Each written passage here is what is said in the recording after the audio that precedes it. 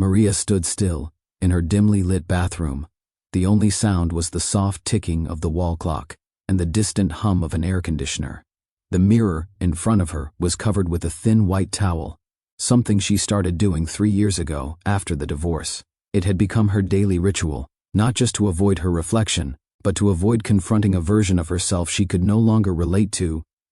She reached for the towel with trembling fingers, hesitated, then pulled it down slowly. The face that stared back at her was tired, deep shadows under her eyes, faded acne scars scattered like constellations across her cheeks, and fresh blemishes pulsing red near her jawline.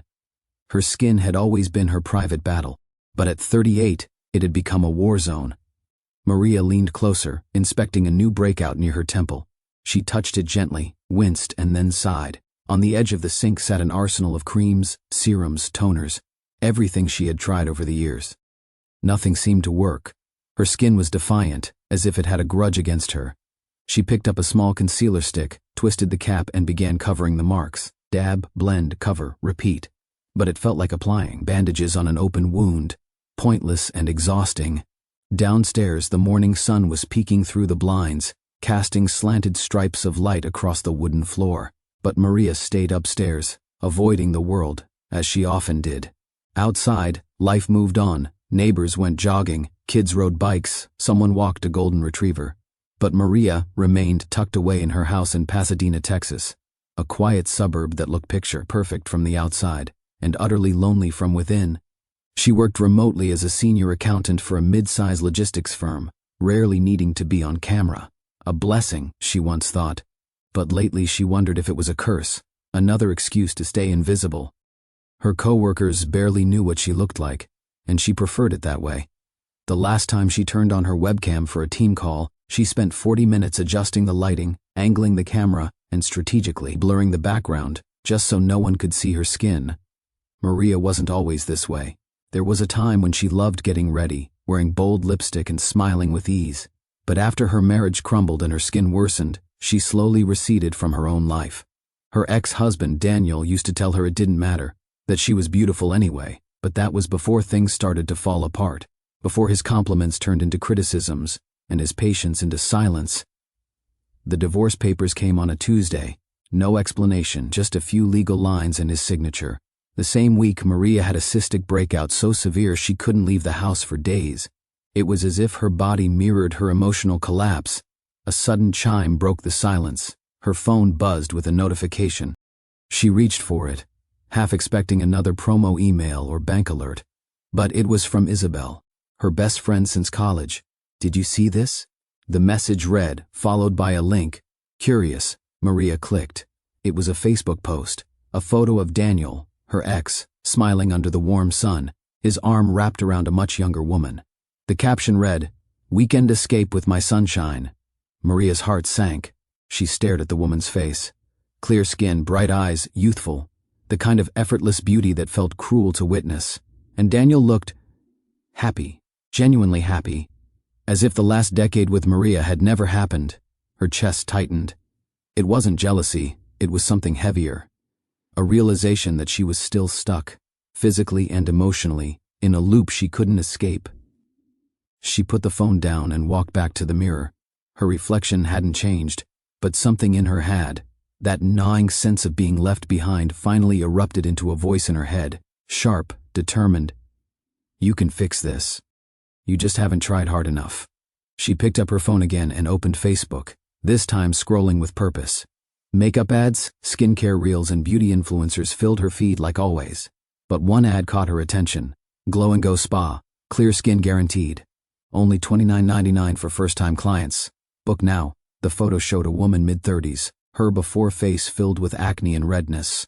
In the after photo, her skin was glowing, poreless, airbrushed. The caption was simple, "One session changed my life." Maria stared at the screen, breath held. She knew nothing changed in one session. She also knew ads like this were designed to prey on people like her, desperate, vulnerable. But right now, she didn't care. She clicked book now. 2 days later, Maria found herself standing in front of a narrow storefront wedged between a vape shop and a payday loan office. The sign above the door read Glow and Go Spa in glittery gold letters, already peeling at the edges. The glass window displayed a large vinyl banner of a smiling woman with impossibly smooth skin and the words "clear skin" in just one visit.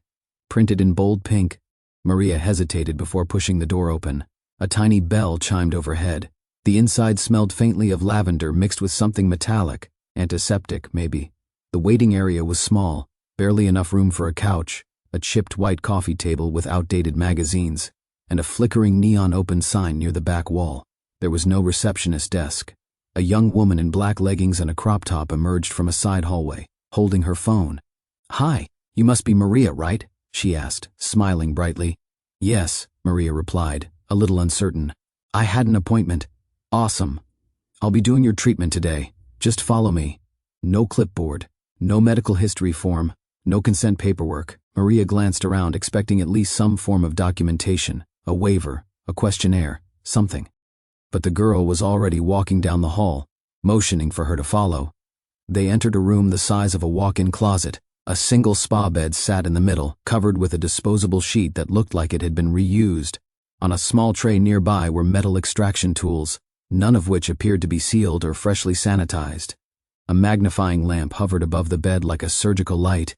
"You can just lie down and get comfy," the girl chirped. "We're gonna do a full deep-pore cleanse and extraction." Maria slowly eased herself onto the table, trying not to show her hesitation. The girl tied her hair back into a ponytail and pulled on latex gloves, snapping them for effect. "Have you had extractions before?" she asked. "Not professionally, no," Maria said. "No worries, you're gonna love this. We're booked solid every day. I've done like 12 faces this morning already." 12? Maria blinked. It was barely 1 p.m. The girl laughed. "Yeah, it's wild. But don't worry, I've been doing this for almost 6 months now. I learned everything on TikTok, and from my sister. She's like amazing at skin stuff. Brr." Aria's heart sank slightly, but she tried to suppress the feeling. "It's fine," she told herself. "Just one session. It's cheap. Everyone starts somewhere." Girl flipped on the magnifying lamp and leaned in. Maria flinched at the sudden brightness. "Wow, yeah," the girl murmured. "You've got some serious congestion. We're gonna get all that gunk out." Hat followed was 30 minutes of pain, not discomfort, actual pain. The metal tool pressed deep into her skin, leaving trails of swelling and pinpricks of blood. The girl didn't pause, didn't ask if she was okay. She wiped with tissues and kept digging. Occasionally, she'd comment on the junk coming out of Maria's face, sounding more excited than concerned. Aria gripped the sides of the bed. Her eyes watered, but she didn't say a word. And it was finally over. The girl sprayed something cool and misty on her face. "All done. You'll be a bit red, but that's totally normal. You're gonna love your results tomorrow. Your skin's gonna purge a little. Just don't touch it, okay?" "Okay," Maria mumbled, sitting up slowly. Her face throbbed. In the mirror, her cheeks were blotchy, swollen, and streaked with red. She looked worse than when she came in. "It's normal," the girl repeated, almost as if rehearsed. "Your skin is just detoxing. Happens all the time." At the front, Maria handed over her card. The transaction was processed through a phone with a square reader attached. No receipt, no aftercare sheet, no instructions. She asked if they had any recommendations for what to use at home. "Just do ice packs if it's sore," the girl said, already checking her phone. "And follow us on Instagram, we post tips there." As Maria stepped outside, the sunlight felt harsh against her inflamed skin. She walked to her car, avoiding eye contact with passers-by. Her reflection in the car window startled her. The swelling had worsened in just minutes. Still, she told herself it was part of the process. Beauty takes sacrifice, right? That night, Maria lay in bed with a cold compress against her cheek. Her skin pulsed with every heartbeat. But beneath the discomfort, a fragile hope began to flicker. Maybe this was the beginning of something new. Maybe, just maybe, it would all be worth it. She didn't see the faint discoloration near her jawline. She didn't feel the deeper infection brewing beneath the surface. Not yet. Maria woke up the next morning to a face that didn't feel like her own. The left side of her cheek was tender, visibly inflamed, with small patches of redness that had darkened overnight. Her jawline felt tight, as if the skin had been stretched just a little too far. When she touched it gently, the area pulsed with heat. She walked into the bathroom and hesitated again in front of the mirror. The white towel still hung nearby, but this time, she didn't cover the glass. She forced herself to look. What she saw wasn't improvement, it was trauma. but she reminded herself of what the girl at the spa had said: your skin needs to purge. This, she assumed, was just the ugly part of healing. She spent most of that day on the couch, ice packs rotating in and out of the freezer, and her laptop resting on her knees. She didn't log into work. She told her supervisor she had a migraine, which wasn't a complete lie. The pounding in her temples was real. To distract herself, Maria opened Facebook, something she normally avoided. Her feed was a never-ending scroll of smiling couples, vacation photos, skincare tips, and memes that didn't land. But today, it seemed like the algorithm had sniffed out her desperation. Ad after ad filled her screen, skincare routines that promised to erase 10 years in 10 days. Reels of women applying serums that made their acne disappear in seconds. Spa packages that boasted professional results without the price tag. She watched a video of a woman getting a vampire facial, blood smeared across her face like a warrior. The caption read, "Beauty is pain, worth every drop." Maria couldn't stop watching. She clicked on an ad that looked strangely familiar. It was another service in the area, one that claimed to offer a medical-grade facial experience, but the address listed was a rented room inside a tanning salon. She looked at the comments. Dozens of women swore it was the best thing they'd ever done for their skin, but all their profiles seemed oddly generic. Profile pictures without faces, usernames with random numbers. Something about it felt off. Still, she bookmarked the page. A message pinged. It was Isabel. "How did it go yesterday?" she asked. Maria hesitated before replying. "Kinda rough. My face is super swollen, but they said it's normal." Isabel didn't take long to respond. "I don't know, Maria. I've heard bad things about those places. A friend of mine had a staph infection from a spa downtown. Be careful, okay?" Maria bit her lip. She didn't want another lecture. She knew Isabel meant well, but sometimes her concern came across as judgment. She stared at her screen for a moment, then simply typed, "Thanks, I'll be fine." But the truth was, she wasn't sure. Her skin didn't feel fine. Her gut didn't feel fine. Still, her desire to believe in a solution, any solution, was stronger than the warning bells. She kept scrolling. The ads got more aggressive. Now Instagram joined in. As she moved between apps, they seemed to coordinate. Facebook, Instagram, TikTok. Everywhere she looked, it was flawless women offering quick transformations. Glowing skin, fast results, minimal effort. Every ad was crafted like a promise, and every comment felt like proof. T was hard not to believe. At night, Maria watched a live stream of a beauty influencer doing a Q&A session about acne scars. The woman claimed she had cystic acne for years and cured it through a combination of microneedling and PRP facials, none of which were FDA approved but widely marketed. "Don't waste time on doctors," she said. "They'll just give you pills and creams. Do what actually works." The comments exploded with praise. Maria stared at the screen, the influencer's perfectly smooth skin framed by a ring light. "You just have to invest in yourself," the woman said, smiling warmly. "No one else will do it for you." That line echoed in Maria's head long after the video ended. She opened her browser again and searched for more spas. One listing caught her eye, a place called the Skin Savior Lounge. The name was almost laughable, but the photos looked high-end. They had a package called Complete Rebirth Facial, $49.99 for first-time clients. She clicked the link. No doctor listed, no credentials visible, just results. At the bottom of the page, a banner scrolled by in bright teal. Over 800 faces transformed. Be next. Maria closed her laptop. She sat in the quiet for a long time. Her cheek was still hot, and her heart ached, not just from the pain in her face but from something deeper, a sadness she didn't have words for. She thought of Isabel's warning, of the girl at the spa who had proudly said she learned everything on TikTok, of the fact that she had willingly let someone press metal tools into her face without once asking for their license. He exhaled. ND then, like so many times before, she ignored her instincts. 3 days passed. The redness had begun to fade, but a strange pressure had settled in Maria's cheek. It wasn't sharp exactly. It felt more like something under the surface was swelling, brewing, waiting.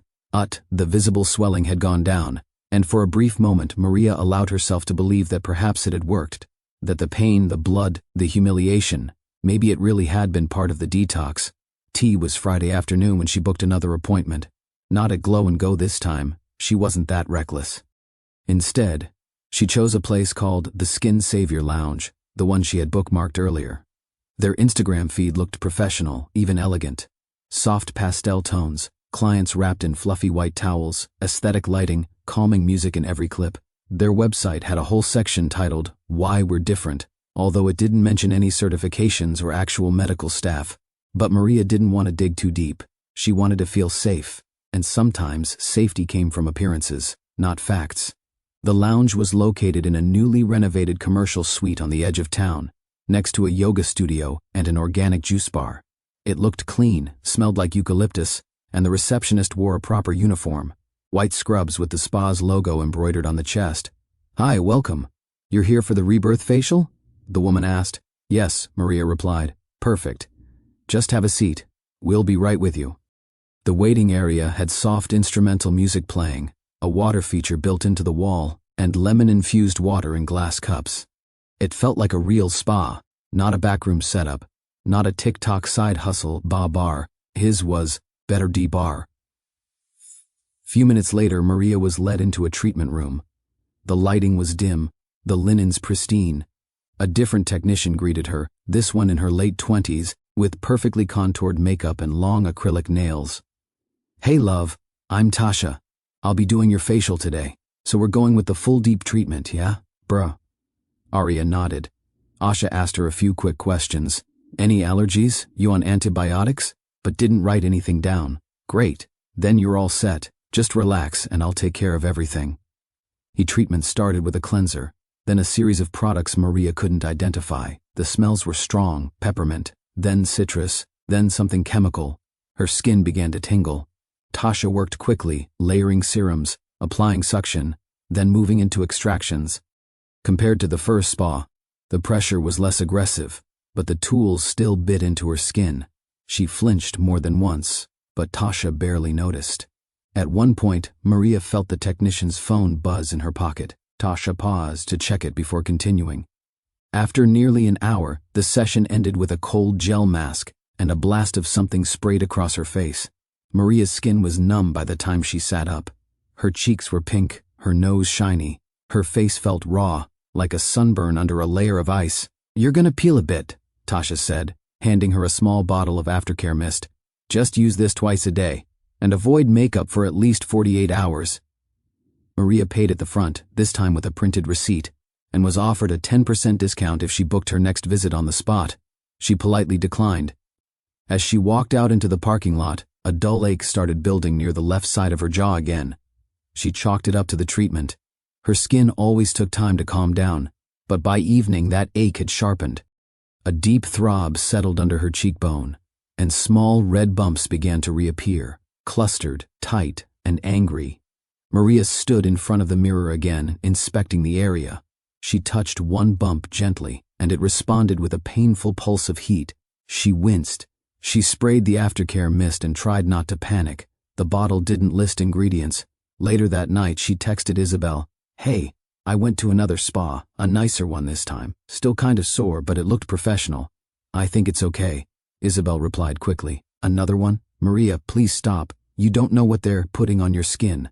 "I'm serious. These places aren't regulated like you think." Maria didn't reply. Instead, she sat in bed, scrolling through more testimonials from the Skin Savior Lounge. Video clips of clients saying their skin had never felt better. She watched them on loop, trying to drown out her own discomfort. Her jawline continued to swell. By midnight, she couldn't sleep. The left side of her face had become tender to the touch. Her temperature felt off. Not a fever exactly, but close. She checked her skin in the mirror again. A faint yellow hue had started to spread under her cheek. Her reflection looked wrong. Still, Maria told herself, it's just part of healing. It always looks worse before it gets better. She turned off the light, pulled the blanket up, and closed her eyes.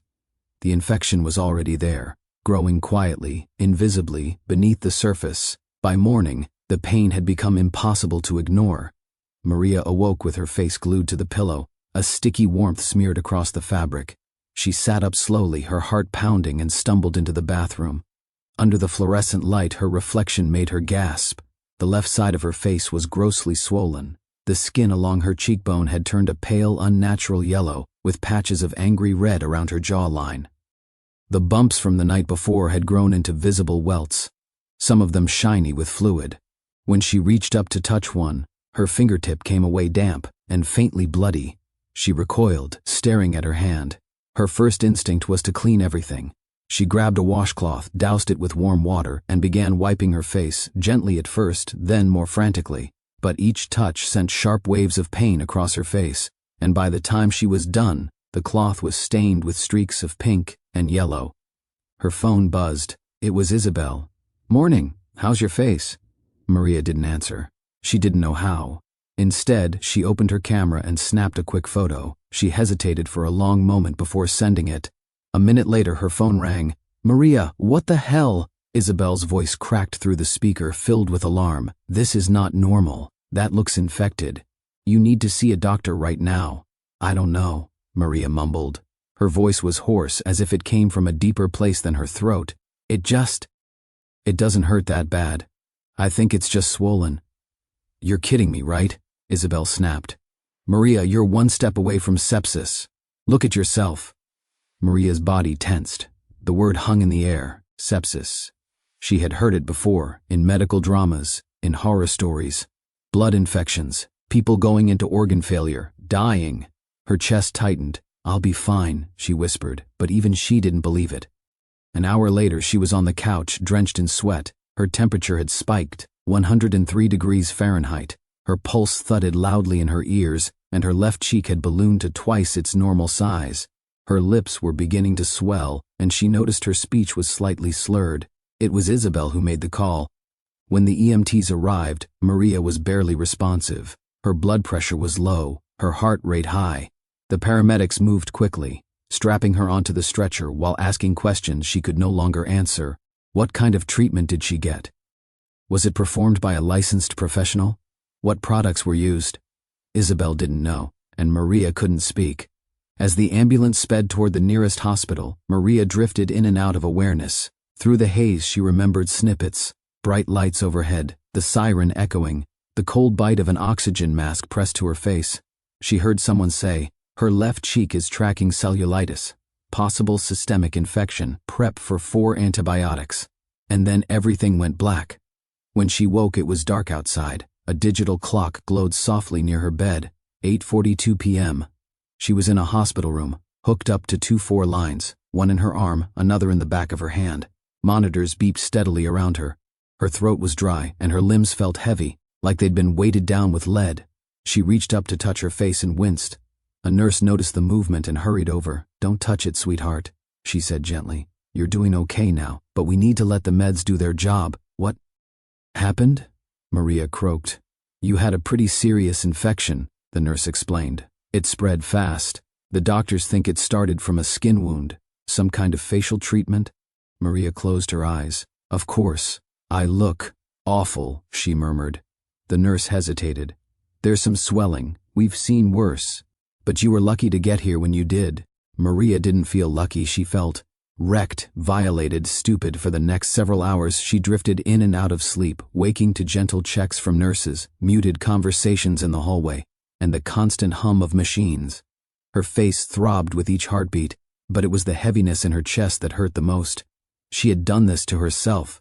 She had walked willingly into a place she barely knew, handed her face over to someone without credentials, and ignored every red flag because she had wanted, so badly, to be beautiful again. She turned her head slightly and caught her reflection in the dark window.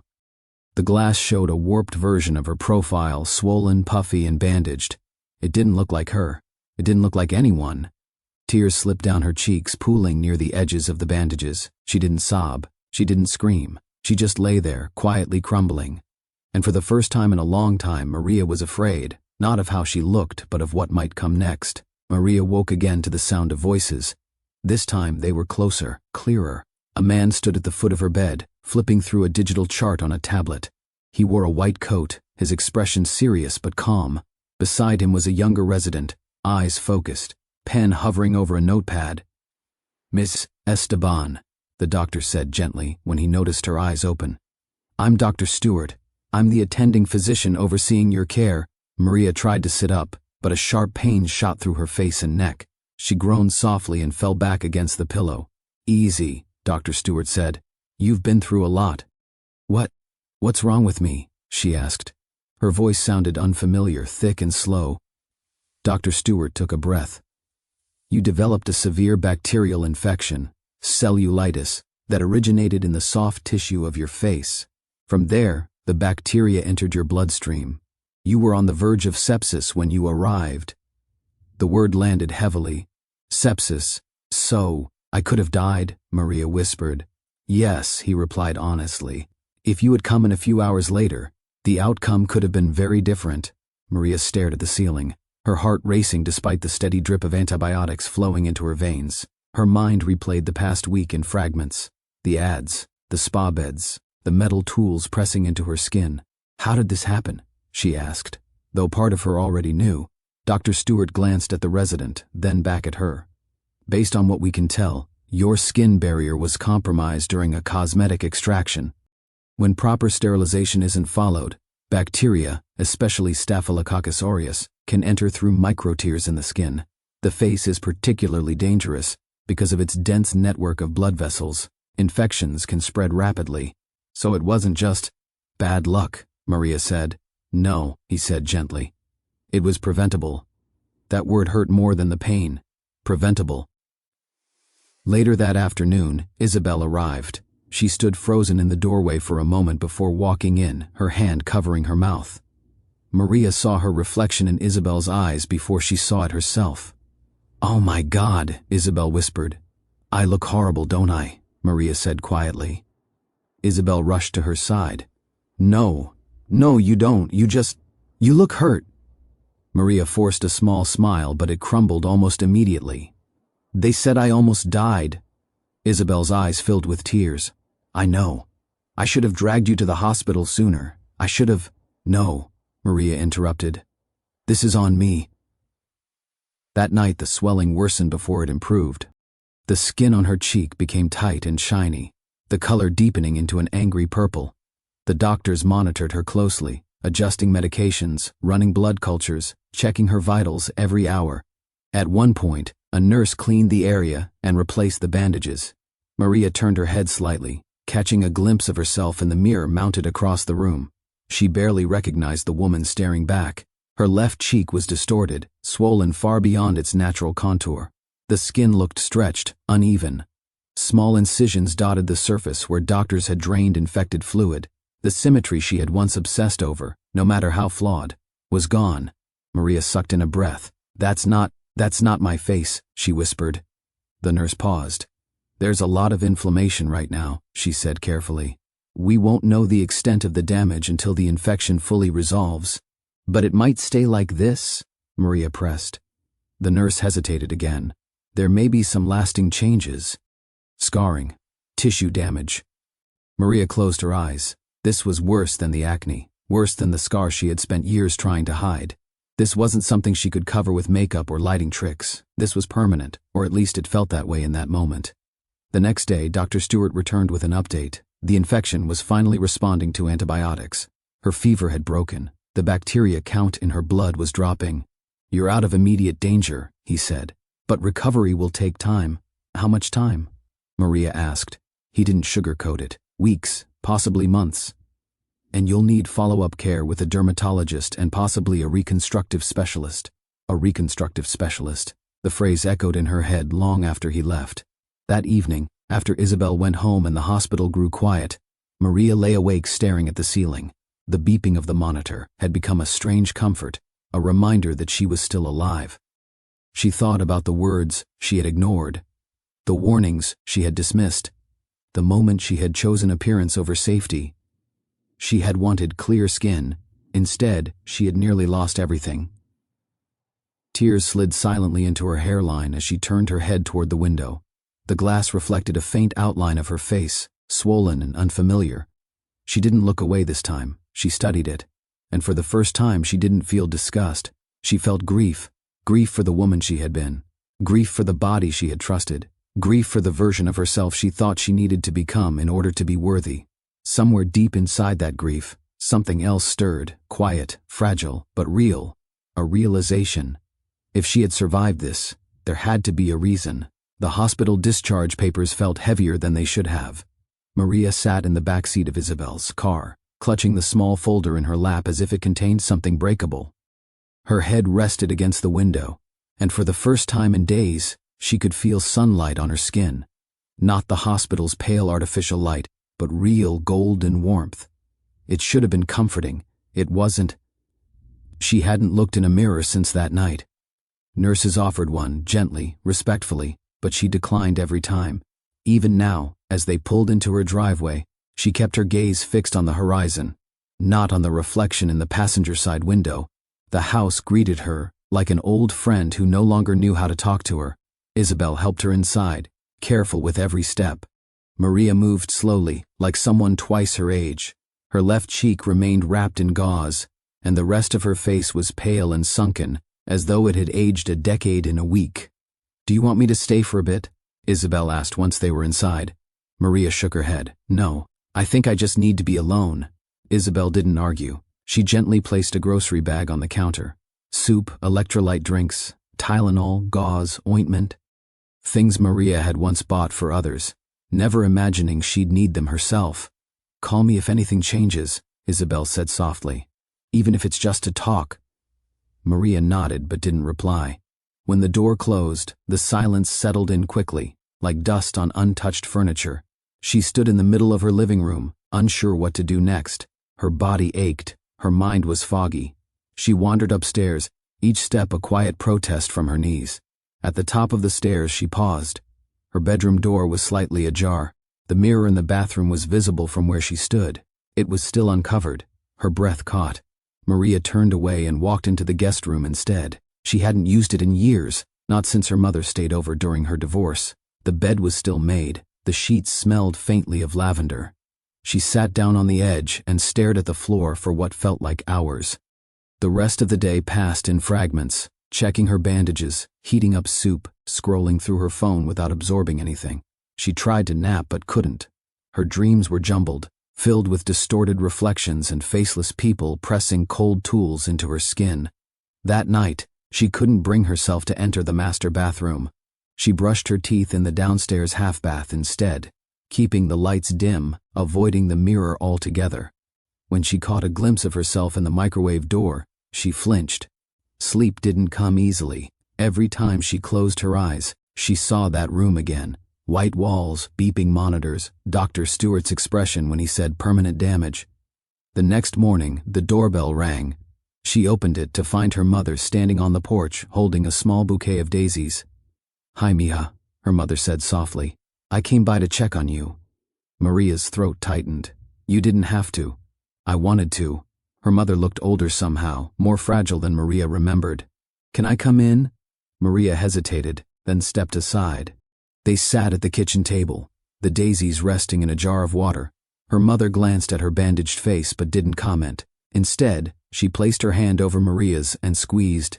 "You don't have to say anything," she said. "I just want you to know I'm here." Maria's defenses cracked. The tears came slowly at first, then all at once. Her body shook with quiet sobs, her shoulders collapsing inward like folding chairs.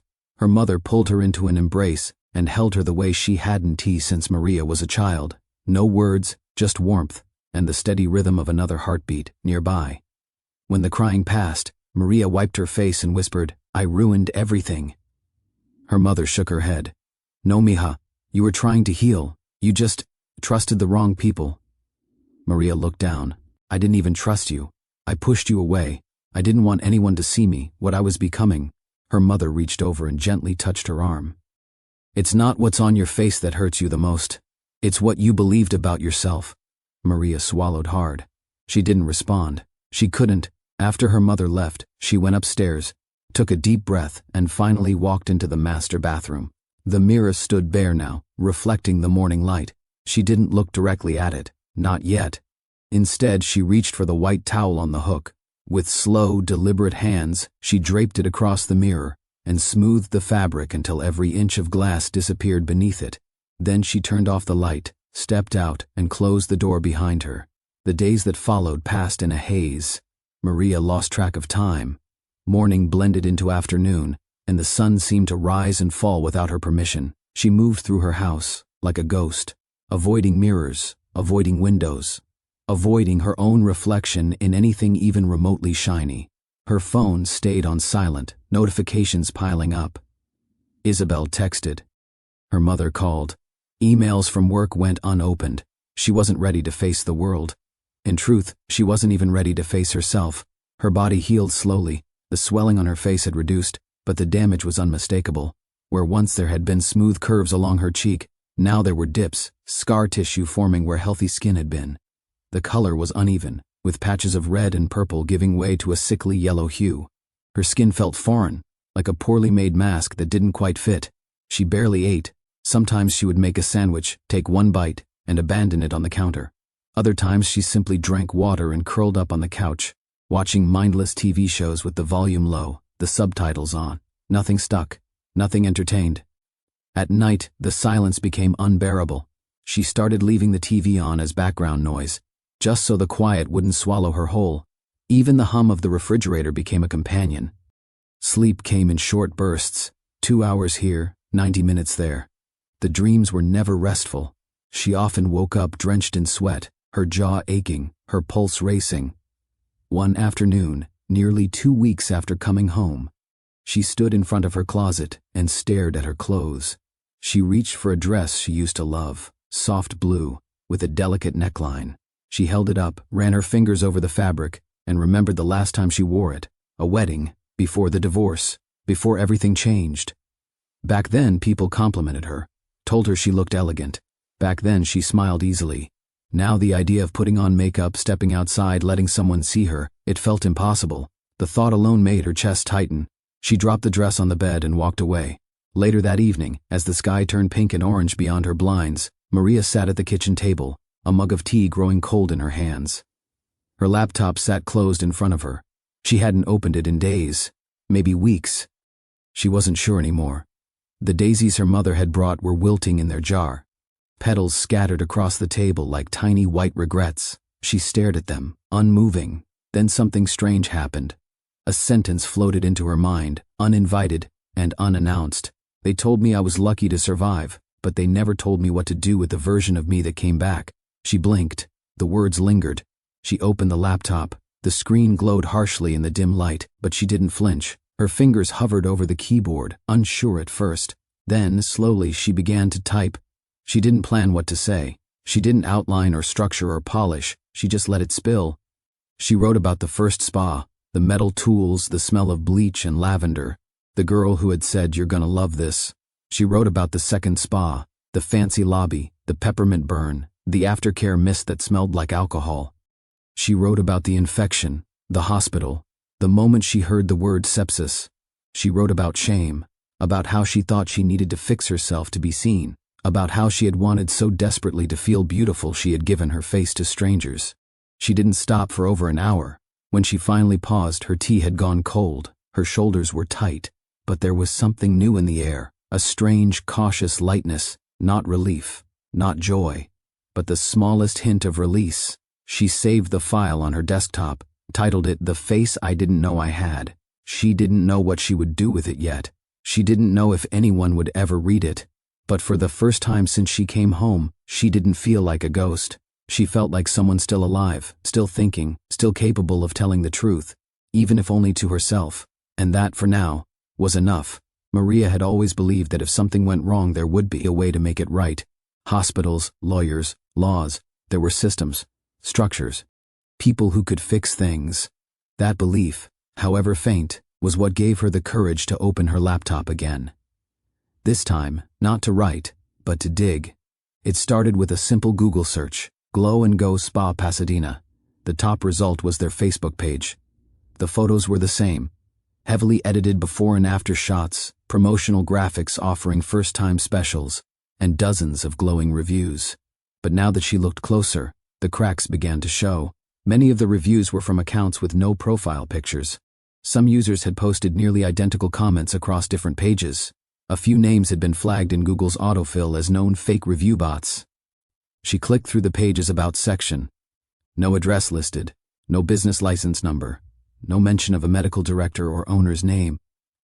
She moved to Yelp. There were fewer reviews there, and buried beneath the 5-star ratings were a handful of 1-star warnings, unclean tools. I got a rash for 2 weeks after a facial. This place is a scam. No licenses, no refunds. Beware. Maria's pulse quickened. She copied the phone number from the spa's website and pasted it into a reverse lookup tool. The number had been registered under a VoIP provider, not a physical phone line. No name associated. No business records found. Hence, she searched the name of the spa itself in the California Secretary of State's database. Nothing. Entity called Glow and Go Spa was legally registered in the state.br. Stomach twisted. He tried the same process for the second spa, the Skin Savior Lounge. This time there was a physical address and a license number listed on their Instagram bio. When she entered the license number into the California Board of Barbering and Cosmetology site, it came back invalid. He double-checked bar, till invalid bar. He clicked on the address listed and dropped it into Google Street View. T was a wellness center that had hosted 3 different spa names in the past year alone. Maria leaned back in her chair. They were bouncing, rebranding, dodging accountability by changing names and slipping through cracks in regulation. That night she emailed Isabel. "You were right. These places weren't just shady, they were illegal." "I'm thinking about taking legal action," Isabel replied almost instantly. "Yes, do it. I'll help however I can."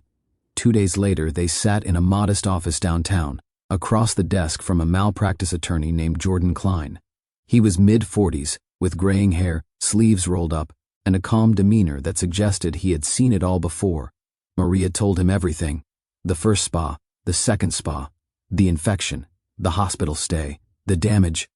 When she was done, Klein folded his hands and nodded slowly. "I believe you," he said, "and I can tell this was traumatic. But here's the thing, these cases are complicated." Maria stiffened. "Complicated how?" "Well," he said, choosing his words carefully.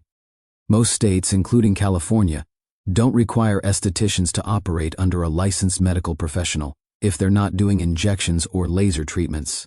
Facials and extractions, they fall into a gray area. There are regulations, but enforcement is minimal, and if the business isn't legally registered, there's no one to sue." "But they hurt people," Maria said, her voice rising.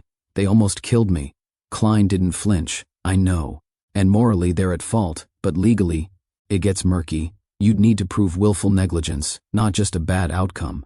And if they used shell companies or fake names, tracking the owner down could take months, even years." Maria felt her hope slipping. "So what, they get away with it?" "In most cases, yes," he said bluntly. "These places open under one name, operate for 6 months, then close and reopen under another. The owners hide behind layers of LLCs, use prepaid phones, fake reviews. By the time something goes wrong, they're already gone." A silence settled in the room. Maria looked at Isabel, who looked back with wide, helpless eyes. Klein sighed. "Now, that's not to say you're powerless. You can file a complaint with the state board. You can write a public account. You can report them to the health department. But as far as compensation, unless you can find the actual owner and prove they operated illegally, with full knowledge of the risks." He didn't finish the sentence. Maria nodded slowly, her fists clenched in her lap. That night she didn't sleep. She sat in bed, staring at her bandaged reflection in the dark window. For the first time in her life, she felt something deeper than sadness, deeper than fear. She felt rage. Not the loud, screaming kind, but a cold, quiet fury. The kind that simmers beneath the surface, steady and sharp. They had built a system designed to be untouchable, a system that exploited vulnerability, that turned people like her into walking cautionary tales, while the real villains disappeared without consequence. But she wasn't going to disappear. Not this time. Maria spent the next 3 days in silence, but it wasn't the kind born from despair. It was the kind that came before a storm. She was done crying. Done sitting in the dark waiting for someone else to fix things. If the law wouldn't protect people like her, then maybe the truth would.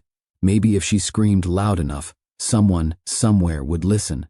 She returned to the file she had saved weeks ago, the one titled, "The Face I Didn't Know I Had." Reading it again, she was struck by how raw it still felt. The wounds and the words hadn't closed, but they didn't terrify her anymore. They made her feel awake. Maria opened a blank page and began to write. This time, she wrote with intention, clearer. sharper. No more poetic metaphors, no more soft phrasing, just truth, hard, honest truth. She detailed every step of what had happened, from the first Facebook ad to the final night in the ICU. She named the spas. She described the procedures. She included screenshots, receipts, and the hospital's discharge summary. She broke down the timeline, attached links to health department data, and referenced state laws that left victims with no real path to justice. And then, she wrote the part that mattered most. They didn't just take my face. They took my trust, in businesses, in systems, in myself. But I'm reclaiming it now, one word at a time. If this happened to you, or someone you love, you're not alone, and you're not to blame. You were never the problem. The system is. When she finished, she sat back, breathing hard. She hadn't realized how much she'd been holding in until it poured out of her, like venom that had been sitting in her chest for months. But it was out now, all of it, exposed to light. She hit publish. The blog post went live at 11:43 p.m. She didn't expect much. Maybe a few comments, a few shared links in niche Facebook groups. But when she woke up the next morning, her inbox was flooded. There were over 300 emails. Subject lines like, "I thought I was the only one. This happened to my sister. Thank you for saying what we couldn't." She scrolled through comment after comment. Dozens, then hundreds, women mostly. Some had similar stories, others were simply horrified.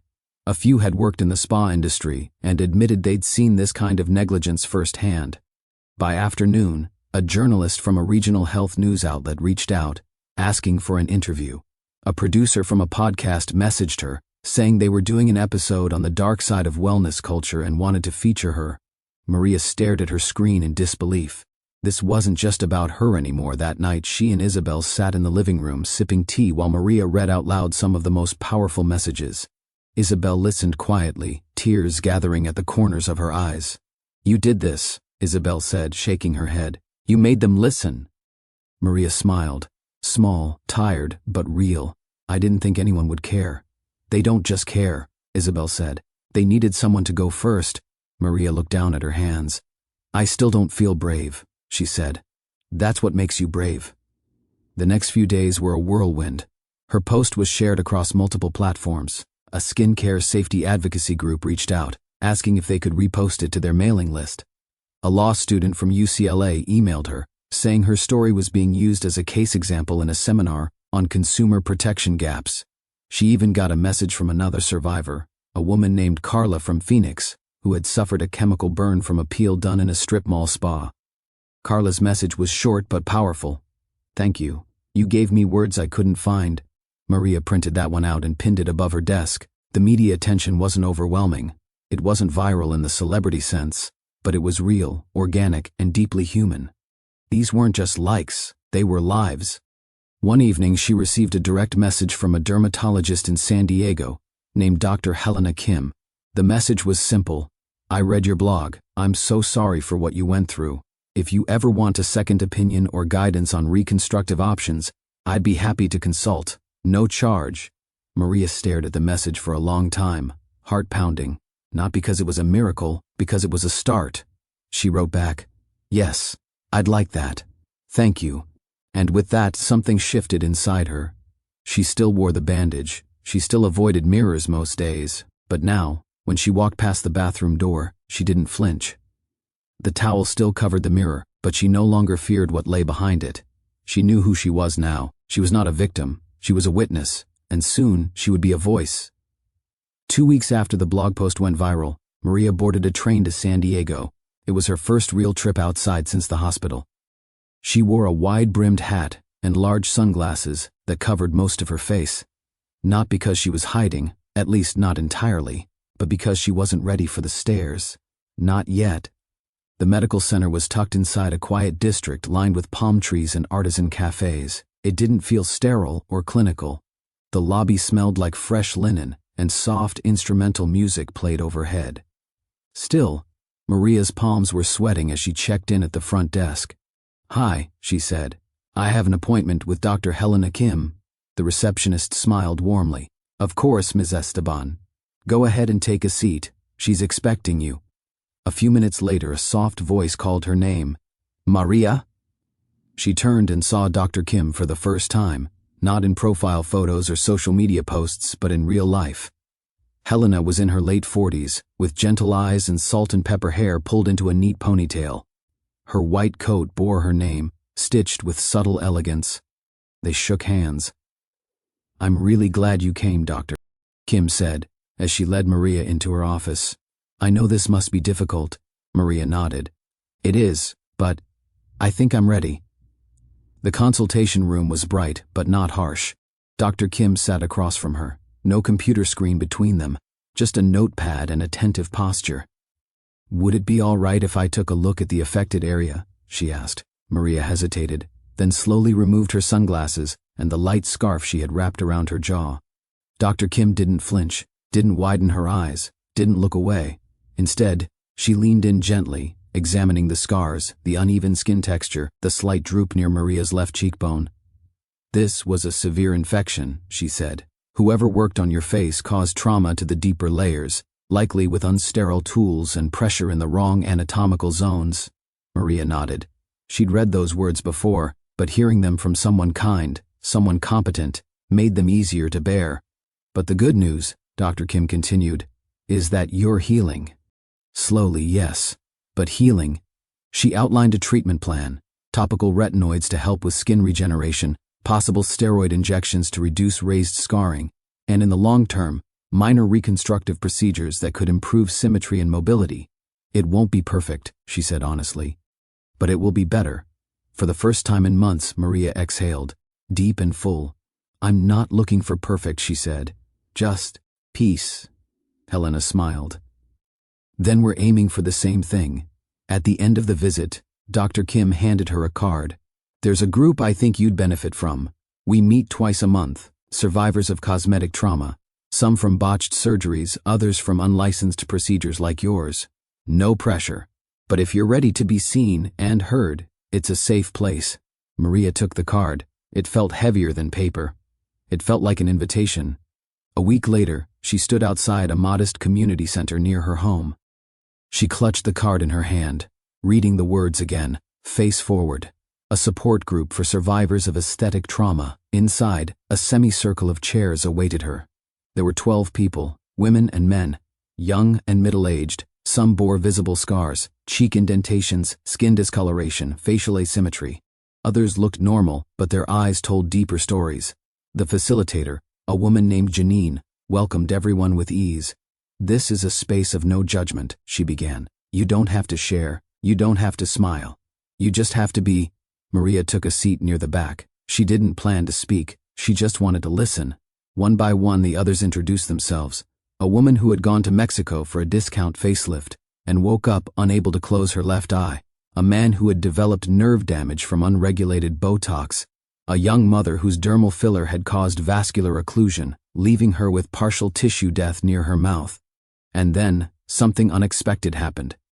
As they shared their stories, not just the physical trauma, but the emotional fallout, Maria felt something loosen inside her, like a knot finally releasing. She raised her hand. "My name's Maria," she said softly. 3 months ago, I let someone I didn't know touch my face because I thought it would fix everything." The group listened. I was tired of hiding behind makeup, tired of filters, tired of never feeling enough. So I believed the lies. I bought the glow, and I nearly died for it. A long pause. No one rushed her. I didn't think anyone would understand. But now, I know I'm not alone. The room was still. A few people nodded. One woman reached over and touched Maria's hand. "Thank you," someone whispered. When the session ended, Maria stepped outside into the late afternoon sun. The sky was gold and pink, soft against the chill in the air. She breathed in. This time the air didn't feel heavy. It felt clean. She wasn't fixed, she wasn't healed, but she was here, and that was enough. Maria began waking up with purpose. Not energy, not yet, but purpose. It started small. She made her bed every morning. She brewed coffee instead of skipping breakfast. She opened the windows to let the light in, even on days when she didn't feel ready to face it. She stopped flinching at her reflection in the microwave. Each day, she took her medication, applied the creams Dr. Kim prescribed, and massaged the scars as instructed. The texture of her skin began to change, subtly, but noticeably. The redness faded, the swelling settled. She started to recognize her own face again, not the one she used to have, but the one she was slowly growing into. She even began to walk in the mornings, just 10 minutes at first, around the block, sunglasses on, hoodie up. But soon she started letting the wind touch her cheeks. She started making eye contact with neighbors. One woman smiled at her. Maria smiled back. One afternoon, her mother came by with a tray of homemade empanadas. "I used to make these when you had a bad week at school," she said with a wink. "Thought maybe your face deserved a treat." Maria laughed, a soft, real laugh. The kind that came from the chest, not the mask. They ate on the back porch, the sun dipping low, casting golden light across the yard. "I read your article again," her mother said gently. "The one about the spas." Maria nodded. "It made me cry," her mother continued. "But not just from sadness, from pride." Maria looked down at her lap, her fingers playing with the edge of her napkin. "I was so ashamed," she whispered, "not just of what happened, but of how much I cared about something so shallow." Her mother reached across the table and took her hand. "It's not shallow to want to feel good in your skin," she said. "What's shallow is a world that convinces women they have to suffer to be seen." Maria swallowed the lump in her throat. "I lost myself," she said. "No," her mother replied. "You peeled away everything that wasn't really you. And now, you're meeting her." That night, Maria stood at the bathroom door. She hadn't entered this room in months. The towel still hung over the mirror, same as the day she draped it there. A barrier between the past and the present, between who she was and who she might become. She stepped inside. The room smelled faintly of rosewater and the eucalyptus candle she used to light after long days at work. The same candle now sat untouched on the windowsill, wax-hardened mid-melt. Her reflection, still covered, waited behind the fabric. She reached up slowly. Her fingers trembled, but she didn't stop. She gripped the edge of the towel and pulled. It came down in one motion, silent and soft. And there she was, the woman in the mirror, her breath caught in her throat. Not from fear, but from how unfamiliar it felt to finally see herself fully. The left side of her face bore faint discoloration. A crescent-shaped scar curved beneath her cheekbone. Her smile was slightly lopsided now. The symmetry she once obsessed over was gone, but her eyes were the same, and they were alive. She stepped closer. The woman staring back was not broken, not ruined. She was different, stronger, wiser, real. Maria reached up and traced the line of the scar with one finger. "I see you," she whispered. She didn't cry. She didn't flinch. She just stood there, breathing, being, existing. It wasn't a cinematic transformation. There was no swelling music, no sudden burst of confidence, just stillness, just truth, just her. She reached for the candle, lit it, and placed the towel neatly in a drawer. She wouldn't need it anymore. The first invitation came in an email from a nonprofit called Safe Skin Now. They were hosting a community health summit in Los Angeles, focused on women's wellness, skincare ethics, and consumer protection. The email was warm and respectful. "We read your blog and were moved. We'd love for you to speak about your experience, only if you feel ready." Maria stared at the screen for a long time. Ready. It was a strange word. She wasn't sure anyone ever truly felt ready to put their trauma on stage. But the truth was, something inside her had shifted. She didn't want to hide anymore. Not from the story, not from the people who might need to hear it. She replied yes. The event was held in a downtown auditorium with exposed brick walls and soft yellow lighting. Nothing flashy, no big screens or camera crews, just rows of chairs, folding tables with fruit and coffee, and about 100 people, mostly women, murmuring softly as they settled into their seats. Maria waited backstage, her heart beating faster than it had in months. She wore a simple black blouse and jeans. No hat, no scarf. Her scar was visible. Her asymmetry, real. Helena Kim had helped her choose the right concealer. Not to cover the scar, but to soften the inflammation around it. "Let people see you," she'd said, "but on your terms." When the MC introduced her, Maria stepped onto the stage under a soft spotlight. Applause welcomed her, not the explosive kind, but the genuine, respectful kind. She gripped the sides of the podium, took a deep breath, and began. "My name is Maria Esteban," she said. "And 3 months ago, I trusted the wrong people with my face and almost lost my life." Silence fell over the room. She told them everything. Not just the procedure, not just the infection, but the lies she believed. The self-doubt. The desperation to glow in a world that constantly told women they were not enough. I wasn't vain, she said. I was vulnerable. And the industry doesn't just prey on vanity. It profits from pain. She didn't cry. She didn't falter. And when she finished, the applause came like a wave. Afterward, women lined up to hug her, to thank her, to say, "Me too." One woman in her 50s, with a faint scar on her jawline, whispered, "I thought I was the only one. I never told anyone. Not even my husband." A younger woman said, "I canceled a Groupon facial this week because of your blog. Thank you." An esthetician confessed, "I've worked in this industry for 10 years. I've seen how ugly it gets behind closed doors. We need more voices like yours." Maria listened to them all. Each story deepened her understanding, not just of what had happened to her, but of what it meant. This wasn't just about beauty. It was about safety. It was about self-worth. It was about how silence protects predators and how truth protects the next victim. Later that week, Safe Skin now invited her to join their advisory board, not as a medical expert, as a survivor, as a voice. She accepted. Soon after, she was asked to speak at local colleges, nursing schools, women's clinics, podcasts. Her blog was translated into Spanish and shared across Latinx wellness groups. Her inbox overflowed, but this time, it didn't drain her. It filled her. One night, Maria sat on her porch, sipping tea under a blanket of stars.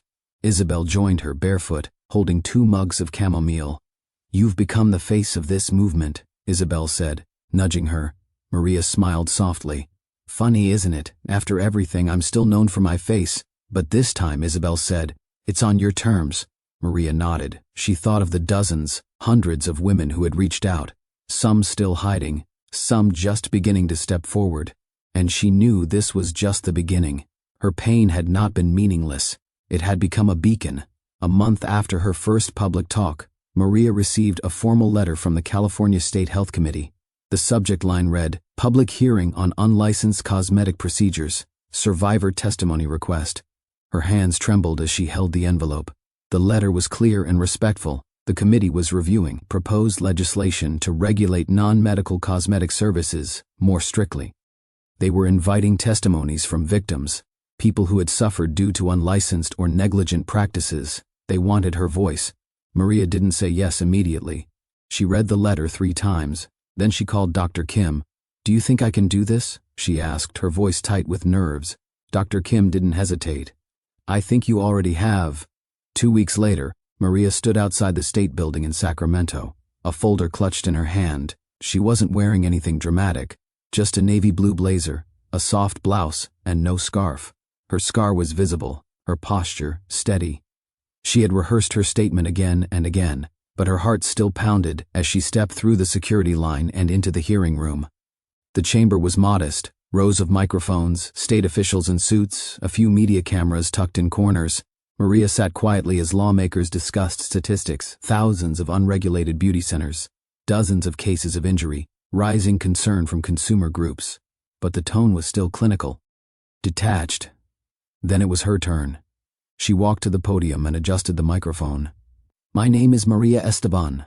I'm 42 years old, and 3 months ago I nearly died because I trusted a spa that shouldn't have existed."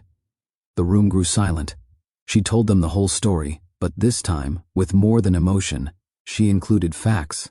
The lack of licensing requirements, the loopholes in health inspections, the fake online reviews, the shell companies that allowed these businesses to reopen under different names with impunity. "They left me with scars on my face," she said. "But worse than that, they left me with a question no woman should ever have to ask: did I do this to myself?" She let the question hang in the air, because that's what happens when the system fails us. We blame ourselves. We don't report. We disappear. She lifted her chin. "But I didn't disappear, and I'm here to ask that you make sure no one else has to." There was a pause, then soft applause. The committee chair, a middle-aged woman with graying curls and fierce eyes, leaned into her mic. "Miss Esteban, thank you. Your testimony is not only powerful, it's necessary." After the hearing, 2 reporters approached her, one from a local news station, another from a national women's health outlet. By the time she got home that night, her phone was buzzing non-stop. The article went live the next morning. From trauma to change, one woman's fight to regulate the beauty industry. Within a week, Maria was invited to serve as a community advisor for the task force drafting new health regulations. She would review proposed guidelines, represent consumer voices, and advocate for mandatory inspection protocols for all skincare services, even non-invasive ones. She said yes, not because she wanted revenge, because she finally understood something deeper. This wasn't just her story. It was about the single mom saving for a mommy makeover that turned into a hospital stay. The college student who followed a TikTok trend to a back alley peel. He grandmother who just wanted to look fresher for her 50th anniversary photos, and ended up with nerve damage. Arya was no longer just a voice bar. He had become an echo bar. ND echoes, when repeated by enough people, could shake systems. Afternoon. Weeks later, Maria sat again with Isabel on her porch. The sun was low and autumn had painted the sky with soft fire. "Bray, you're not who you were," Isabel said, sipping from her mug. Arya nodded slowly. "No, I'm not, but I think," Isabel said, smiling, "you've never been more you than now." Arya thought about that bar, about the girl who once avoided Mira's bar, about the woman now being quoted in legislation, about the scar that once symbolized failure, and now survival. He reached up, touched her cheek gently, and whispered, not in shame but in reverence, "Thank you for staying." 6 months later, life was quiet again. Maria no longer woke up to media requests or speaking engagements. The inbox wasn't overflowing, and the headlines had moved on. The wave had crested, the noise had faded, and yet everything inside her was different. She still used the scar cream Helena prescribed, though now it was more of a ritual than a necessity. Her skin had healed remarkably. Her smile, still uneven, had become a kind of signature, a soft mark of all she had endured and all she had reclaimed. She no longer covered mirrors. She no longer whispered apologies to her reflection. Instead, most mornings, she would brush her teeth, tie her hair back, look into her own eyes, and simply nod.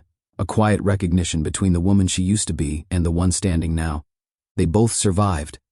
Maria had returned to freelance design work, one client at a time, nothing high stakes, just clean typography, honest storytelling, and kind people. She no longer chased perfection in pixels or in life. She sought clarity, balance, truth. One crisp Saturday morning, she walked to her neighborhood cafe, a small place with ivy-covered windows and cinnamon in the air. It was the kind of morning that felt like a second chance, cool, sunlit, and just slow enough to savor. She ordered her usual, black coffee, no sugar, and sat by the window with her book. A few pages in, she noticed someone standing nearby, a woman, maybe late 20s, early 30s. Pretty but tired, dressed in gym clothes that looked more like armor than leisure. "Excuse me," the woman said, her voice tentative. Maria looked up. "I'm sorry to bother you," the woman continued, "but, are you Maria Esteban?" Maria blinked. "Yes, I am." The woman exhaled like she'd been holding her breath for minutes. I read your story, a few months ago. The article, the blog, the hearing, all of it." Maria offered a gentle smile. "Thank you, that means a lot." "No," the woman said, sitting down without asking. Her eyes were wet. "You don't understand. I was going to get a treatment. One of those chemical peels. They called it Hollywood glass skin. It was in the back of a nail salon. Looked legit. But I saw your face in that article the night before my appointment." Maria's breath caught. "I canceled. I started doing research. Turns out, that place had changed names 3 times in 2 years. I could have ended up like you." She hesitated. "Or worse." Maria reached across the table, placed her hand over the woman's. "I'm so glad you didn't. I just wanted to say, thank you," the woman whispered. "You don't even know me, but you saved me." Maria didn't cry, not this time. Instead, she held the woman's gaze and nodded. "That's what stories are for," she said softly. "To make sure none of us feel alone in the dark." The woman smiled, wiped her eyes, and stood. "I hope your face keeps changing the world," she said. Maria laughed, a full, deep laugh. "It already has." Later that evening, Maria walked home under a sky streaked with gold and violet. The city buzzed quietly. Dogs barking, a couple laughing across the street, wind brushing leaves along the sidewalk. She passed by a storefront window and caught her reflection. She stopped. There she was. No filters, no edits, no shame, just a woman. Strong, soft, real. She didn't look away. She didn't need to anymore. Sometimes the deepest wounds aren't the ones we see, but the ones we carry in silence. Maria's story reminds us that even in a world that often profits from our insecurities, we still have the power to speak up, to rise, and to protect one another. Her scar didn't make her less, it made her visible. Maybe you've been hiding your own kind of scar. If so, what would happen if just for a moment you chose to face it and share it? We'd love to hear your story. What's something you've overcome that others wouldn't see just by looking at you? Share it in the comments below. Someone out there might need to hear it today. And if Maria's journey moved you, even a little, don't forget to subscribe to this channel. We're building a space for real stories, for healing, for truth. Because sometimes, surviving is just the beginning.